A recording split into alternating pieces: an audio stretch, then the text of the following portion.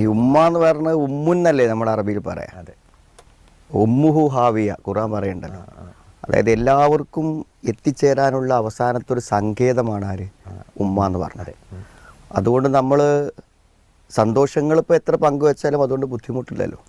മക്കളും എല്ലാവരും സങ്കടങ്ങൾ പറയുന്നത് ആരോടാണ്? ഉമ്മയോടാണ്. അപ്പോൾ അതുകൊണ്ട് ഒരു കുടുംബത്തിൽ എന്തെല്ലാം പ്രശ്നങ്ങളുണ്ടോ ആ പ്രശ്നങ്ങളിലെല്ലാം ഏറ്റവും അധികം മാനസിക വിഷമം അനുഭവിക്കുന്നത് ഉമ്മയായിരിക്കും. വേറൊരു കാരണം കൂടെ ഉണ്ട്. അതായത് എല്ലാവരെയും സംരക്ഷിക്കുന്നത് ഉമ്മയാണ്. അതെ. ഭർത്താവിൻ്റെ സംരക്ഷണം, മക്കളുടെ സംരക്ഷണം, അതേപോലെ തന്നെ മാതാപിതാക്കളുടെ സംരക്ഷണം, എല്ലാ ജോലിയും.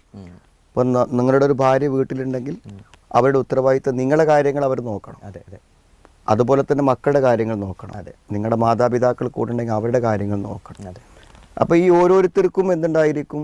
ചില പ്രശ്നങ്ങളുണ്ടായിരിക്കും. മക്കൾക്ക് പരീക്ഷയായിരിക്കും, ചിലപ്പോൾ അതല്ലെങ്കിൽ മോൾക്കൊരു വിവാഹമായിരിക്കും, അല്ലെങ്കിൽ ഭർത്താവിൻ്റെ കടമായിരിക്കും, അല്ലെങ്കിൽ സാമ്പത്തിക പ്രശ്നങ്ങളായിരിക്കും, മാതാപിതാക്കൾ കിടപ്പിലായിരിക്കും. അപ്പോൾ 1, 2, 3, 4 പ്രശ്നങ്ങളല്ല, ഈ പ്രശ്നങ്ങളെല്ലാം കൂടെ അവരിലാണ് കേന്ദ്രീകരിക്കുന്നത്. പലപ്പോഴും നമ്മൾ വീടുകളിൽ നിന്ന് ഇറങ്ങി പോകുമ്പോൾ നമ്മൾ തൽക്കാലം എല്ലാം മറക്കും.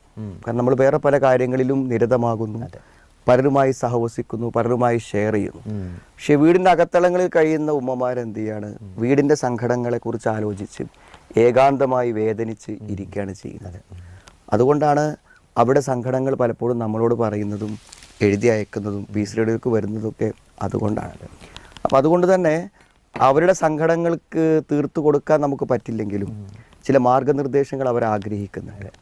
അതുകൊണ്ടാണ് കഴിഞ്ഞ ഏത് വിഷയം നമ്മൾ സെലക്ട് ചെയ്തതിനേക്കാളും പലപ്പോഴും നമുക്ക് ആ വിഷയാധിഷ്ഠിതമായിട്ടുള്ള ചോദ്യങ്ങൾ പലപ്പോഴും കുറവായിരിക്കും. ധാരാളം ചോദ്യങ്ങൾ വരുന്നുണ്ടെങ്കിലും നമ്മൾ തിരഞ്ഞെടുക്കുന്ന വിഷയവുമായി ബന്ധപ്പെട്ട ചോദ്യങ്ങൾക്ക് ചില പരിമിതികൾ ഉണ്ടായിരിക്കും.